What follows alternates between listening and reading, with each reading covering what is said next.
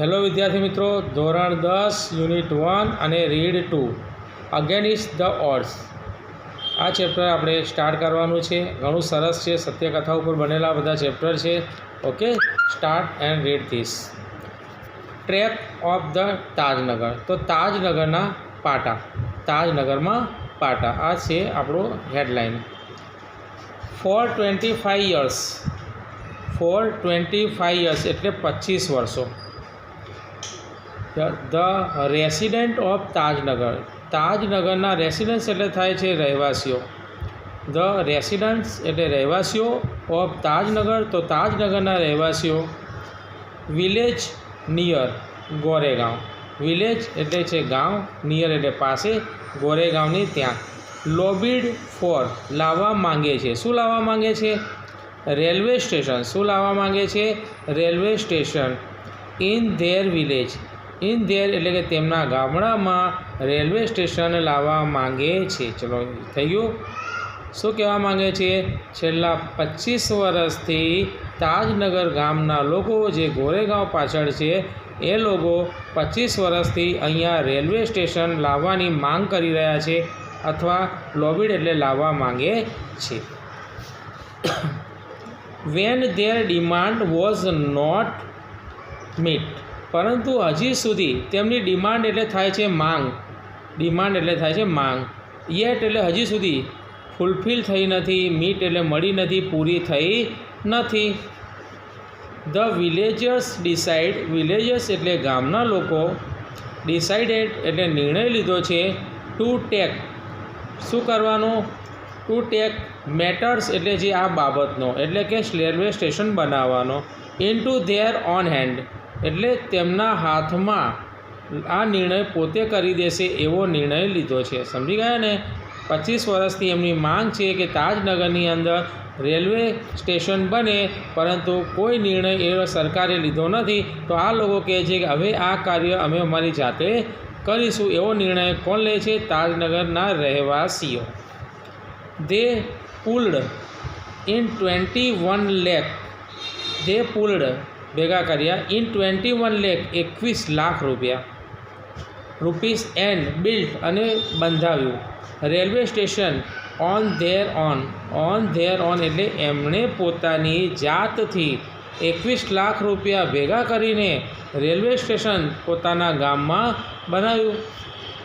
હવે પૂરી સ્ટોરી સમજીએ. Second paragraph. Most of their 3000. Most of 3000 એટલે કે 3000 પીપલ એટલે કે લોકો. Living in the village are farmer. કહે છે કે 3000, આ તાજનગર ગામના વાત થાય છે કે ત્યાં 3000 લોકો રહેતા હતા. તો મોસ્ટ ઓફ ધેર 3000 પીપલ, 3000 લોકો લિવિંગ એટલે રહી રહ્યા છે. ઇન ધ વિલેજ એટલે ગામડામાં, જેમાં ફાર્મર એટલે કે ખેડૂતો છે. But such was the burning desire. Burning એટલે સળગતી, ડિઝાયર એટલે ઈચ્છા. એમની એક જ્વલનશીલ ઈચ્છા છે, સળગતી ઈચ્છા છે. શું?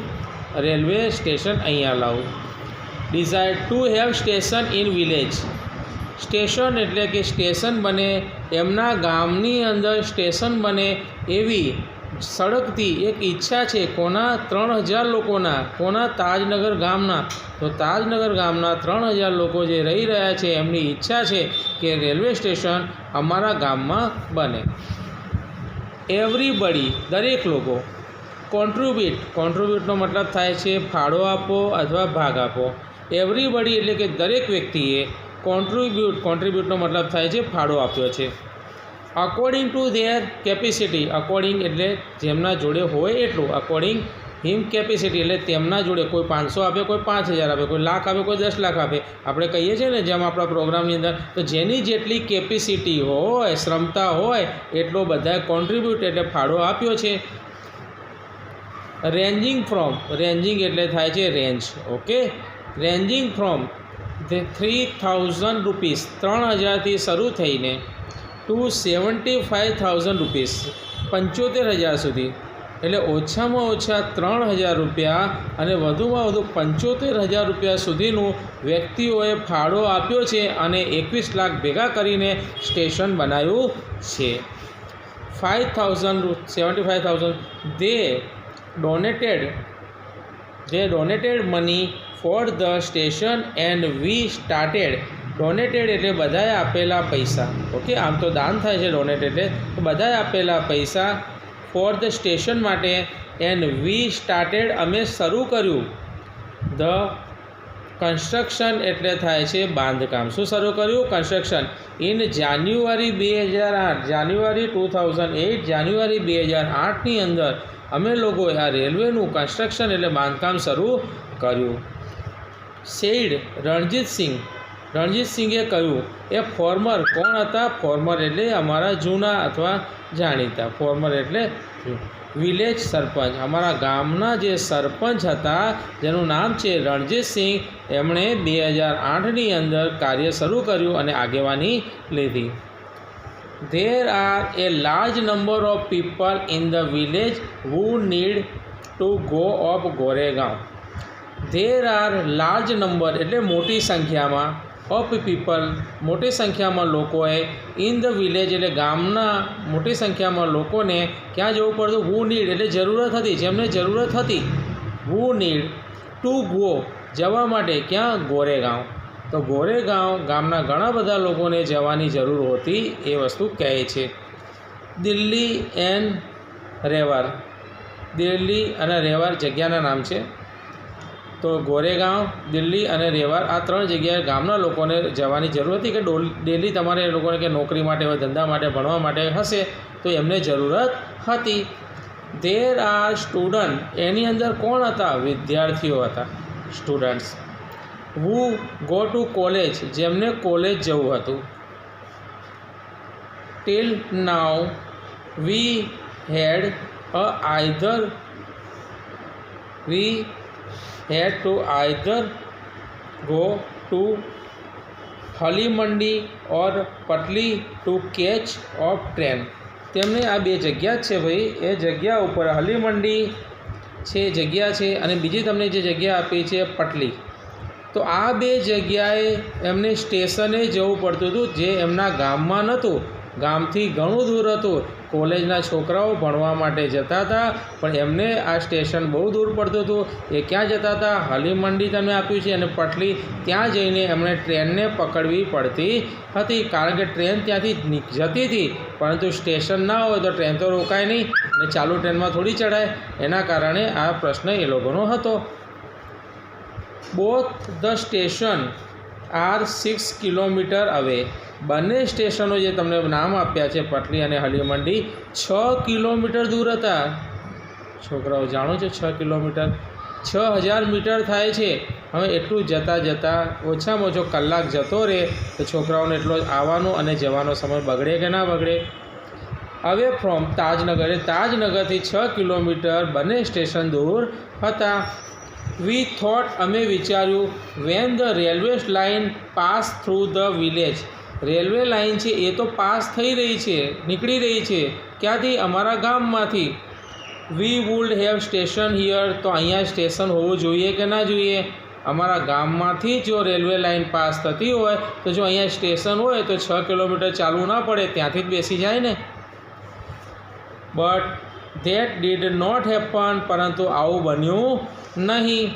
સો હેપન એટલે બનવું. સો વી રેઝ, તેથી અમે રેઝ કર્યા ધ ડિમાન્ડ એટલે માંગ. અમારી જે માંગ હતી એને 1982ની અંદર એન્ડ હેવ બીન કન્ટિન્યુઅસલી એટલે ઘડીએ પડીએ વારે ઘડીએ ચાલુ જ રાખી હતી. આસ્કિંગ ફોર પૂછવાનું ચાલુ રાખ્યું હતું. ક્યાં? ગવર્મેન્ટને કે અમારે ત્યાં બી સ્ટેશન બનાવી દો. બટ ધ રેલવે ટોલ્ડ, પરંતુ રેલવેમાં જે કર્મચારીઓ કે રેલવે કે સરકારે ટોલ્ડ એટલે કહ્યું, અસ એટલે અમને, that they did not have funds, અમારા જોડે ફંડ એટલે કે પૈસા નથી, કે અમારા જોડે પૈસા નથી, અમે કઈ રીતે બનાવીએ એવો જવાબ મળ્યો. રેઝ કરી હતી, ડિમાન્ડ માંગ કીધી હતી પરંતુ કોઈ માન્યું નહીં કારણ કે પૈસા નથી એવા બહાના કર્યા. સો ધ ફાઇનલી, તેથી છેવટે, સો એટલે તેથી ને ફાઇનલી એટલે છેવટે. વી ડિસાઇડ અમે નિર્ણય કર્યો to craft our own destiny, એટલે આ જે વસ્તુ હતી અમારા પોતાના હાથમાં, એટલે ગામ લોકોએ પોતાના હાથમાં લઈ લીધું. એન્ડ સેડ, કોણે કહ્યું? હુકમચંદ. કોણે? હુકમચંદ. હુકમચંદ એ મેમ્બર ઓફ ધ કમિટી, અમારી જે કમિટી હતી, અમારી સભા હતી, એના જે મેમ્બર હતા હુકમચંદ, એમણે કહ્યું. એઝ એ રિઝલ્ટ, અને આના કારણે, જે પોતાના હાથમાં લઈ લીધું એના કારણે, એઝ એ રિઝલ્ટના પરિણામે the panchayat pass a to the resolution, પંચાયતે એનો રસ્તો કાઢ્યો. રિસોલ્યુશન એટલે રસ્તો કાઢવો, બરાબર. સોલ્યુશન એટલે તો આપણે જાણીએ છીએ જવાબ લાવો, રિસોલ્યુશન એટલે રસ્તો કાઢ્યો. ક્યારે? ઇન 2008, 2008માં રસ્તો કાઢ્યો. Saying that since the railway was not able to build the station, railway જોડે નથી, બિલ્ડ કરવાના પૈસા નથી. રેલવે વોઝ નોટ એટલે નથી, એબલ એટલે એની ક્ષમતા નથી, તાકાત નથી. બિલ્ડ સ્ટેશન ફોર ધેમ, તેમની જાતે. They would do it for to the themselves, એટલે આ કાર્ય તેમણે પોતાની જાતે હાથમાં લીધું. And with the their own money, પોતાના પૈસાથી. ઓન એટલે પોતાના, મની એટલે પૈસાથી. સૂન એન્ડ 11 મેમ્બર, 11 મેમ્બર એટલે સભ્યો. ટીમ એટલે કે ટુકડી, 11 સભ્યોની જે ટુકડી હતી. વોઝ ફોર્મ એટલે બની, 11 સભ્યોની ટુકડી બની. એન્ડ ધ ટીમ સ્ટાર્ટેડ, ટીમે શરૂ કર્યું. શું શરૂ કર્યું? કલેક્ટિંગ એટલે ભેગા કર્યા. મની એટલે કે પૈસા ભેગા કર્યા. ફ્રોમ વિલેજર, વિલેજર એટલે ગામડાના લોકો, એટલે ગ્રામવાસીઓ જોડેથી પૈસા ભેગા કરવાનું કાર્ય આ 11 જણાની ટીમ બનાવી એમણે શરૂ કર્યું. અને એમણે કીધું કે રેલવે સ્ટેશનવાળા જોડે પૈસા નથી, આપણે આ કાર્ય કરવું હોય તો આપણી જાતે કરવું પડશે. ઓન ધ 7th જાન્યુઆરી 2010, 7મી જાન્યુઆરી 2010ના દિવસની વાત છે. એઝ એ રિઝલ્ટ, આ બધું કરવાને પરિણામે, ઓફ ધેર એફર્ટ, આમના પ્રયત્નો. એફર્ટ એટલે થાય છે કોશિશ અને પ્રયત્નો. ધ ફર્સ્ટ રેલવે સ્ટેશન, તો જે પ્રથમ રેલવે સ્ટેશન બન્યું ઇન ધ કન્ટ્રી, એટલે આપણા દેશનું પહેલું રેલવે સ્ટેશન બન્યું. ઇન વિચ, એ એવું છે railway station did not have, એમણે નથી લીધા. Did not have spend a single rupees, એક પણ રૂપિયો. કોના જોડે? ગવર્મેન્ટ જોડે. Started up to the operation, operation એટલે આ જે ઓપરેશન હતું એમણે સક્સેસ કર્યું, પૂરું કર્યું.